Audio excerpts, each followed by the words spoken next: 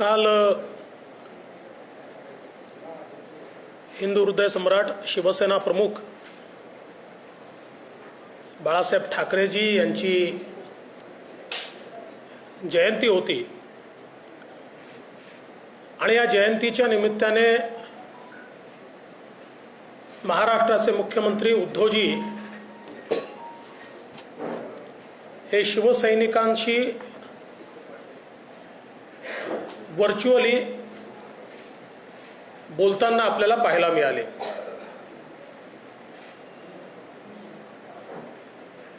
सोयीचा इतिहास आणि सिलेक्टिव्ह विसर या दोन गोष्टी प्रामुख्याने त्यांच्या भाषणात पाहायला मिळाल्या। ते असं म्हणाले की 25 वर्ष आम्ही युतीत सडलो। खरं म्हणजे 2010 पर्यंत या युतीचे नेते, म्हटलं तर 12 पर्यंत, हे स्वतः वंदनीय बाळासाहेब ठाकरे होते। या युतीचा निर्णय त्यांनी केला होता आणि त्यांच्या हयातीत त्यांनी ही युती कायम ठेवली। याचा अर्थ बाळासाहेब ठाकरेंच्या निर्णयावर तुम्ही बोट दाखवत आहात का? भाजप सोबत शिवसेना सडत असताना बाळासाहेबांनी शिवसेनेला सडत ठेवलं असं तुमचं म्हणणं आहे का? असा सवाल आज आमच्या मनामध्ये येतोय। पण जे सिलेक्टिव्ह विसरण्याची पद्धत म्हटली जाते तेवढ्याकरता त्यांना आठवण करून देतो, तुमचा पक्ष जन्माला यायच्या आधी मुंबईमध्ये आमचा नगरसेवक होता, आमचे आमदार होते आणि 1984 साली लोकसभेची निवडणूक तुम्ही भाजपच्या चिन्हावर लढवली, शिवसेनेच्या नाही, भारतीय जनता पक्षाच्या चिन्हावर लोकसभेची निवडणूक ही शिवसेनेने लढवली। मनोहरपंत जोशी जे नंतर मुख्यमंत्री झाले ते भाजपच्या चिन्हावर त्या ठिकाणी निवडणूक लढले होते। आणि बघा काय परिस्थिती आहे, हे भाजप सोबत सडलो असं सांगतात, तर भाजप सोबत असताना हे पहिल्या क्रमांकाचे पक्ष झाले आणि भाजपला सोडल्यानंतर हे चौथ्या क्रमांकाचे पक्ष झाले, तर नेमके कोणासोबत सडले याचाही निर्णय त्यांनी केला पाहिजे। खरं म्हणजे माननीय मुख्यमंत्र्यांच्या प्रत्येक भाषणामध्ये तेच ते मुद्दे आहेत। कदाचित शिवसैनिकांना आता ते पाठ झालं असेल की ते काय बोलणार आहेत। आम्हाला हिंदुत्व शिकवू नका, राम जन्मभूमीचं आम्हीच त्या ठिकाणी होतो। कोण होते तुमचे? राम जन्मभूमीच्या आंदोलनामध्ये लाठ्या काठ्या आणि गोळ्या खाणारे आम्ही आहोत, तुम्ही तोंडाची वाफ दडवत होते। कोण होतं? या ठिकाणी खरं म्हणजे माझा सवाल आहे की राम जन्मभूमी बाबरी मशीद विषय सोडून द्या, ते मोदींनी करून दाखवलं। राम मंदिर मोदीजींच्या नेतृत्वात तयार होत आहे, पण तुम्ही साधा कल्याणचा दुर्गाडीचा प्रश्न नाही सोडवू शकले, श्रीमलंगडाचा प्रश्न नाही सोडवू शकले। कशा राम जन्मभूमीच्या गप्पा मारता? भाषणाच्या पलीकडे तुमचं हिंदुत्व काय? त्या प्रश्नावर इतके वर्ष खरं म्हणजे राष्ट्रीय स्वयंसेवक संघाने आणि धर्मवीर आनंद दिघेंनी संघर्ष केला, पण जेव्हा तुमचे मुख्यमंत्री होते तेव्हाही तुम्ही सोडवला नाही आणि आजही तुम्ही सोडवला नाही. त्यामुळे तुमचं हिंदुत्व हे कागदावरचं हिंदुत्व आहे, हे भाषणातलं हिंदुत्व आहे. तुम्ही औरंगाबादचं संभाजीनगर करू शकले नाही, तुम्ही उस्मानाबादचं धाराशिव करू शकले नाही. तुमच्याच घोषणा होत्या ना, नाही करू शकले तुम्ही.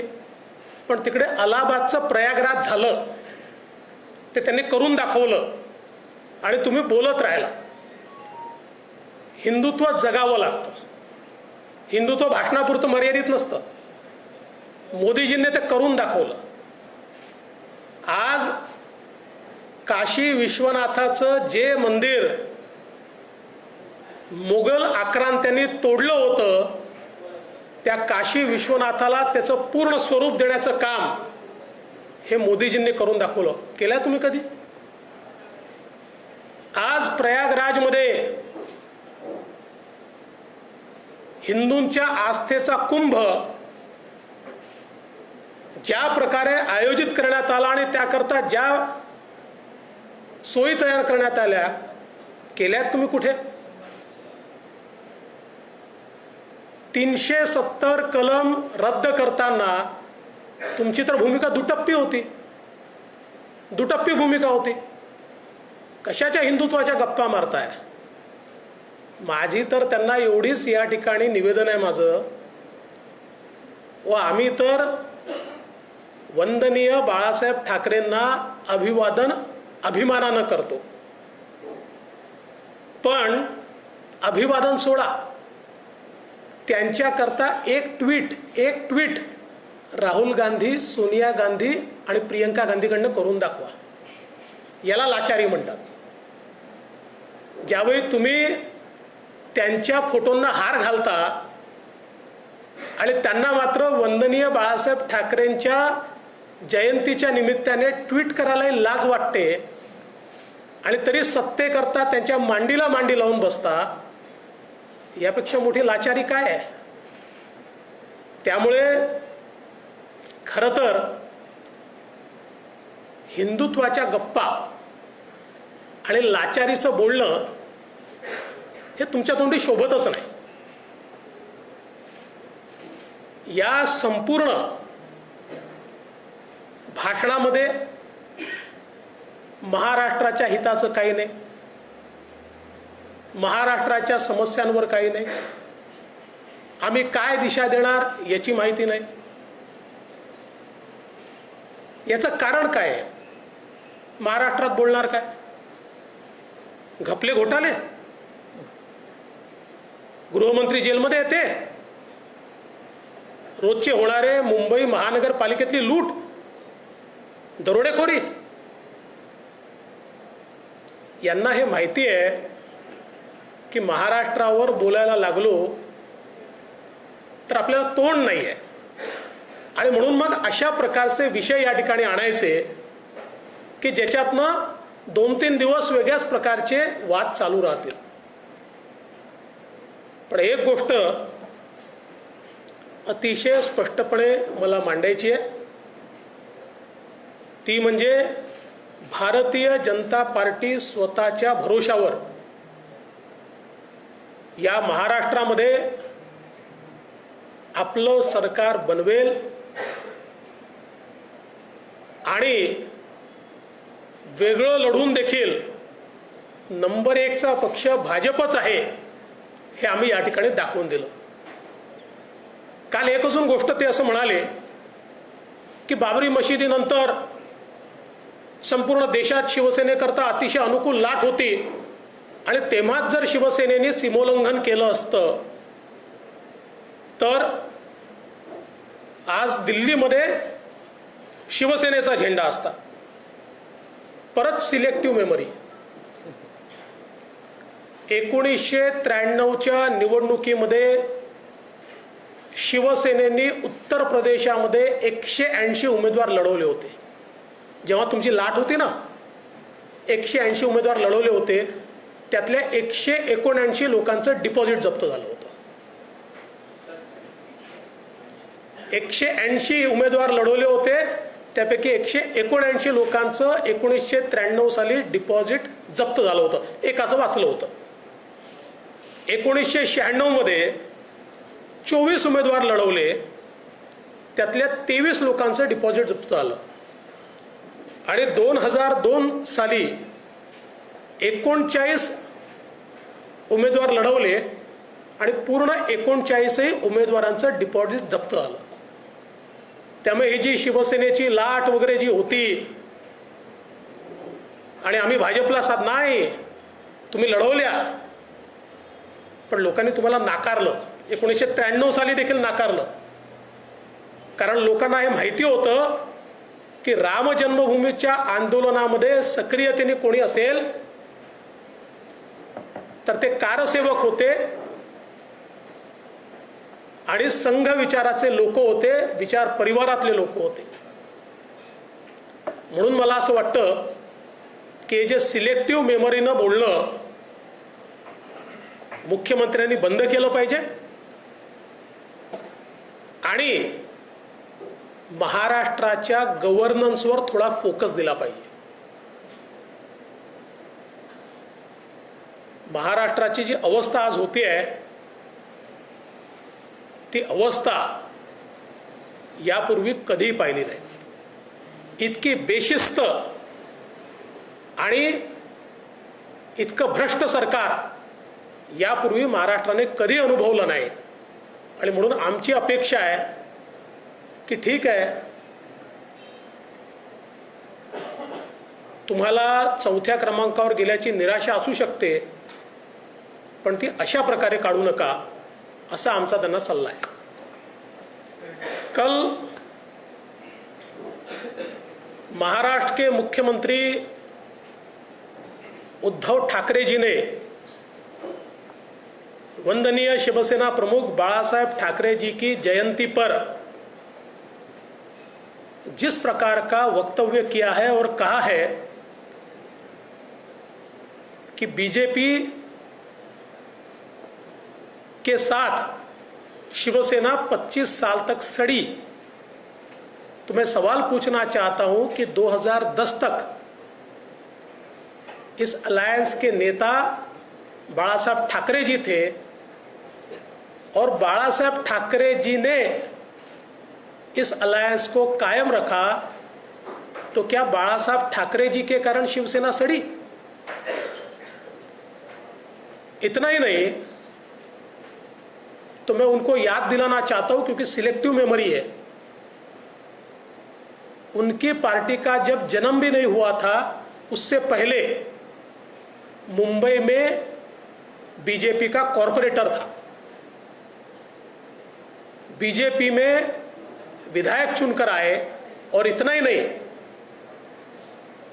तो 1984 में शिवसेना के सांसद के उम्मीदवार, लोकसभा के उम्मीदवार बीजेपी के चुनाव चिन्ह पर चुनाव लड़े. तो अब कौन किसकी गोद में बैठा ये उनको याद दिलाने की आवश्यकता है. और एक और चीज मैं याद दिलाना चाहता हूं, जब तक हमारे साथ वो थे तब तक पहले नंबर के या दूसरे नंबर के पार्टी हुआ करते थे, और हमारा साथ छोड़ने के बाद 4थे नंबर पर चले गए, तो कौन किसके साथ सड़ा ये उनको याद करना चाहिए. और जो हिंदुत्व की बात वो कहते हैं और कहते हैं राम मंदिर के आंदोलन को हमने किया, आप कहां थे? अरे लाठी गोली खाने वाले हम लोग हैं, हम. आप तो सिर्फ भाषण दे रहे थे. कौन से आंदोलन में आप थे? आप कहीं नहीं थे. अरे वो राम जन्मभूमि का आंदोलन छोड़ दीजिए, हमारे कल्याण में दुर्गाड़ी या श्री मलंगगढ़ का भी प्रश्न अभी तक आप छुड़ा नहीं पाए. क्या राम जन्मभूमि की बात करते रहे? मोदी जी ने छुड़ाकर दिखाया. आज राम जन्मभूमि पर प्रभु श्री राम जी का मंदिर बन रहा है. हिंदुत्व ये केवल बातों से नहीं होता. काशी विश्वनाथ में मुगलों ने काशी विश्वनाथ का जो स्वरूप बिगाड़ा था उसको पुनर्स्थापित करने का काम मोदी जी के राज में हुआ है। हिंदुत्व की बात करनी है तो इसकी ओर देखना पड़ेगा। तुम औरंगाबाद को संभाजीनगर करते करते थक गए, 20 साल निकल गए, नहीं कर पाए। उस्मानाबाद को धाराशिव करते करते समय निकल गया, नहीं कर पाए। पर वहां पर इलाहाबाद का प्रयागराज हो गया और तुम भाषण करते रहे। और इन्होंने कहा कि 1992 के बाद शिवसेना की लहर थी और अगर शिवसेना देश में चुनाव लड़ती तो शायद देश पर शिवसेना का राज होता। उनकी सिलेक्टिव मेमोरी को मैं फिर एक बार बताना चाहता हूं कि आप चुनाव लड़े 1993 में, 1993 में आप उत्तर प्रदेश का चुनाव लड़े। उत्तर प्रदेश में करीब 180 सीटें आप लड़े, उसमें से 179 सीटों पर आपका डिपॉजिट जब्त हुआ। उसके बाद 1996 में, 1996 में आप 24 जगह लड़े, उसमें से 23 जगह पर आपका डिपॉजिट जब्त हुआ। और 2002 में 39 में से 39 जगह पर आपका डिपॉजिट जब्त हुआ। तो ये जरा अपनी मेमोरी को थोड़ा शार्पन कीजिए। और मैं केवल उनको इतना ही चैलेंज देता हूं, अरे वंदनीय बाला साहब ठाकरे जी के जन्म जयंती पर हम तो सिर ऊंचा करके उनका अभिवादन करते हैं, लेकिन जिनके साथ आप बैठे हो उस कांग्रेस के सोनिया जी, प्रियंका जी, राहुल जी की ओर से एक ट्वीट तो करके दिखाइए बाला साहब ठाकरे जी के लिए। एक ट्वीट, बाकी छोड़ दीजिए, एक ट्वीट तो करके दिखाइए। अरे कितने लाचार हैं आप, जिनको वंदनीय शिवसेना प्रमुख जी के जन्मदिन पर जन्मदिन का अभिवादन करने में भी शर्म आती है। ऐसे लोगों के साथ बैठकर आप हमको ज्ञान क्यों बांट रहे हैं? कुल मिलाकर कल जिस प्रकार का भाषण मुख्यमंत्री जी ने दिया है, मुझे ऐसा लगता है कि कहीं ना कहीं मुख्यमंत्री जी बहुत बड़े पैमाने पर उनकी पार्टी चौथे नंबर पर जाने से आहत है और उसका गुस्सा हम पर निकाल रहे हैं, बीजेपी पर निकाल रहे हैं। होना तो ये चाहिए था कि महाराष्ट्र के प्रश्नों पर वो बोलते, महाराष्ट्र की दिक्कतों पर वो बोलते। एक शब्द उसके ऊपर उन्होंने नहीं कहा, क्योंकि कहते भी कैसे, जिस प्रकार का करप्शन, जिस प्रकार की वसूली आज महाराष्ट्र में हो रही है, जिस प्रकार से मुंबई महानगर पालिका को लूटने का काम शिवसेना पार्टी कर रही है, ये सारी चीजें सामने आती। इसलिए उसको डाइवर्ट करने के लिए ये सारी बातें मुख्यमंत्री जी ने कही है। और मैं मुख्यमंत्री जी को इतना ही कहना चाहता हूं, आप बोलते रहिए, हम करके दिखाएंगे। देवेंद्र जी, हिंदुत्व को लेकर के जिस तरीके से कल उन्होंने कहा कि बीजेपी का हिंदुत्व नव हिंदुत्व है, नकली हिंदुत्व है, जबकि हमारा हिंदुत्व असली हिंदुत्व है। अरे भाई, इनके पैदा होने से पहले हम हिंदुत्ववादी थे। कह रहे हैं कि बीजेपी इस्तेमाल करती है और उसके बाद फेंक देती है, इस तरह का गंभीर आरोप जो बीजेपी पर उन्होंने लगाया है। देखिए, मैंने पहले ही कहा कि चौथे नंबर पर पार्टी चली गई, इसकी कुंठा है उनके मन में, वो कुंठा बाहर आ रही है।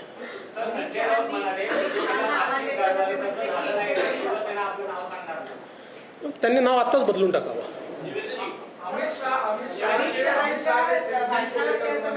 की आम्ही त्यांना आव्हान देतो, त्यांनी ईडी आणि सीबीआय बाजूला सोडावं आणि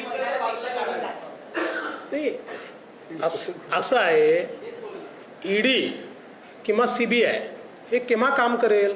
तुम्ही चोऱ्या केलं तर करेल, नाही तर नाही करणार। तुम्ही वापरताय ना, तुम्ही तर साधा आम्ही एखादा ट्विट केला तरी आमच्या लोकांना जेलमध्ये टाकताय. राबडी देवी काय शिवी आहे? पण सौभाग्यवतींना राबडी देवी म्हटलं म्हणून पुण्याचे 25 पोलीस रात्री आमच्या कार्यकर्त्याच्या घरात जात आहेत. आम्ही काही समर्थन नाही केलं. त्यामुळे मला असं वाटतं की रडीचा गेम असतो ना, असा रडीचा गेम आहे. एनडीए के साथ में नहीं है मौजूदा दौर में. क्या पहले जो पार्टियां जो एनडीए के साथ थी अटल जी के वक्त में, वो पार्टियां अभी एनडीए के साथ. देखिए, अटल जी के समय हमारी बहुमत की सरकार नहीं थी तो 22 पार्टियों को साथ में लिया था. आज बहुमत से भी ज्यादा है हम लोग. लोकल पार्टीज त्यांच्या भाजपच्या सोबत जातात, त्यांना संपूर्णच काम भाजप करतं. त्यामुळे आता कार्यकर्त्यांनी आवाहन केलं, तुम्ही संस्थात्मक दृष्ट्या वाढा, आपण नगरपंचायतीमध्ये वाढलं पाहिजे, आता विस्तार केला पाहिजे पक्षाचा. नाही, खरंच आहे, त्यांच्या लक्षात आलं असेल की किती दिवस महानगरपालिका लुटून लुटून चालवायचं, त्यापेक्षा आता संस्थेत जा, असा तो त्यांचा सांगण्याचा इशारा असेल.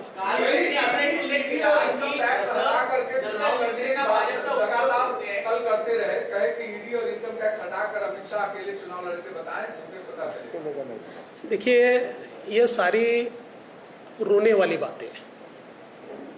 ईडी और इनकम टैक्स ये संस्थाएं अपना काम करती है. जहां चोरी होती है चोर को पकड़ने का उनका काम है. लेकिन आप तो पुलिस का ऐसा इस्तेमाल करते हो कि किसी ने श्रीमती जी को राबड़ी देवी कह दिया तो 25 पुलिस उसके घर पहुंच जाती है. इसलिए ये सारी बातें जो है ना, अपने गिरेबान में झाँक कर करनी चाहिए. शिवसेनेला भाजपचा फायदा झाला आणि त्यामुळे शिवसेनेचे उमेदवार निवडून आले असं जे भाजप वारंवार म्हणते, तर उद्धव ठाकरे असं म्हणाले की काल माझा देखील फायदा त्यांनी घेतलाय, माझा देखील चेहरा त्यांनी वापरलेला आहे. हो, असं जानकर साहेबही म्हणाले होते आणि असं आमचे विनायक मेटे म्हणाले की त्यांचाही चेहरा वापरलाच आम्ही सगळ्यांचाच चेहरा, कारण सगळे युतीमध्ये होते त्यामुळे सगळ्यांचेच फोटो त्या ठिकाणी होते. जी, सवाल आपसे ये है कि बहुत सी चीजें अभी आपने क्रिटिसाइज की उद्धव ठाकरे के भाषण को लेकर, लेकिन कहीं ना कहीं उन्होंने आपकी सराहना भी की थी. उन्होंने ये स्पष्ट रूप से कहा था कि जिस प्रकार से हमारे अलायंस पार्टनर और अपोजिशन सीरियसली चुनाव लड़ते हैं, फिर वो बैंक का हो या किसी नगर पालिका का हो, हमें भी उसी सीरियसनेस से चुनाव लड़ना चाहिए. इसको आप कैसे देखते हैं? एक और दूसरा, कहीं ना कहीं उन्होंने कल अपने भाषण में ये भी कहा कि उन्होंने भी इतने सीरियसली चुनाव में ध्यान नहीं दिया था. हारने के बाद आदमी ऐसा ही कहता है, दूसरा क्या कहेगा कि हमने बहुत सीरियसली ध्यान दिया इसलिए हम हार गए? तो ऐसा ही कहेंगे हमने सीरियसली नहीं दिया. सत्ता का दुरुपयोग और पैसे का दुरुपयोग जितना शिवसेना ने किया है और ये तीनों पार्टियों ने किया है, मुझे तो चिंता इस बात की है कि महाराष्ट्र की राजनीति कहाँ जा रही है. ये चुनाव में हमने देखा है जिस प्रकार से सत्ता और पैसे का उपयोग महाराष्ट्र में शुरू हुआ है, मुझे लगता नहीं है कि महाराष्ट्र की राजनीति सही दिशा में जाएगी.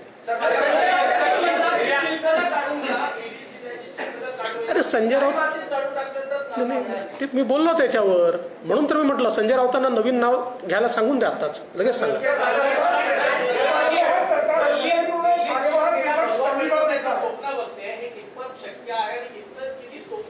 दिल्लीत भगवा फडकलेला आहे 2014 साली. महाविकास आघाडीतील अंतर्गत वाद पुन्हा एकदा चव्हाट्यावर आला. स्वतः ऊर्जा मंत्री म्हणाले की राज्य जर अंधारात गेलं तर त्याला काँग्रेस जबाबदार नाही, संपूर्ण महाविकास आघाडी जबाबदार. 8,000 कोटींची बाकी शिवसेना आणि राष्ट्रवादी. 8,000 कोटींची बाकी शिवसेना म्हणजे खाते जे आहे शिवसेना आणि राष्ट्रवादीला आहे. कायम काँग्रेसकडे रिपोर्ट दाखवलं जातं, राज्य अंधारात गेलं तर सगळे जबाबदार. असं आहे की हिंदीमध्ये अशी म्हण आहे, नाच न जाने अंगण तेढा. अशी अवस्था या सरकारची आहे. नाचता येईना अंगण वाकडे अशी अवस्था आहे. यांना सामान्य माणसाशी गरिबाशी काही घेणं देणं नाही आहे. जेवढा यांचा भ्रष्टाचार चाललाय ना, तेवढा जरी थांबवला तरी वीज मंडळाचं डेफिसिट संपेल.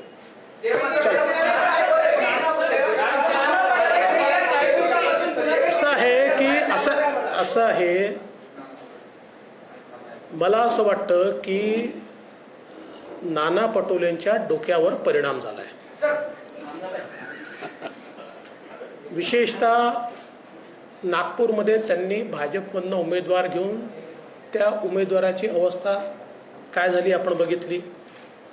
भंडारा गोंदियाच्या निवडणुकीत त्यांचे काय अवस्था झाली आपण बघितलं. त्यामुळे कुठेतरी त्यांच्या डोक्यावर परिणाम झाला आहे. त्यांच्या पक्षाच्या नेतृत्वाला मी विनंती करीन, युवा नेते आहेत, त्यांना कुठल्या तरी चांगल्या डॉक्टरला दाखवा. देखिए, नाना पटोले जी के दिमाग पर असर हुआ है.